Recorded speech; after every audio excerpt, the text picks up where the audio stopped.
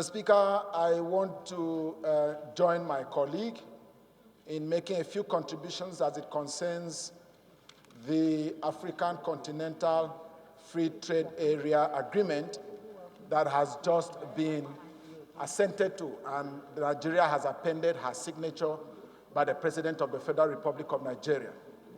Mr. Speaker, why I see this motion very timely is that, yes, it's a good thing. We commend the President of the Federal Republic of Nigeria in the 2 steps he had taken before the signature of Nigeria on that document. Number 1 is having to put together an interagency committee to be able to discuss the issues of Nigeria and how they can see Nigeria's benefit and where Nigeria can leverage on this agreement before Nigeria goes to append the signature.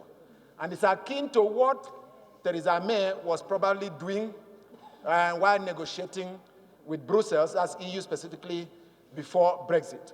So, Mr. Speaker, there are very crucial things to be put in place by the Federal Republic of Nigeria if we are to take the benefit of the African common markets that this agreement seeks to achieve for the African continent, Mr. Speaker. Mr. Speaker, if you permit me, sir. Mr. Speaker, sir, on a serious note, we are to put in place certain things that will make us achieve the competitive advantage which this agreement seeks to achieve. And that's why I support prayer 2 in totality of this motion.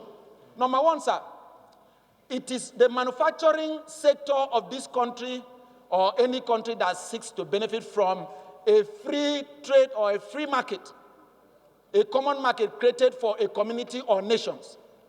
And the question now today is, how are our manufacturers faring in this country? Great challenges, ranging from power sector to security and to issue of tariffs, sir.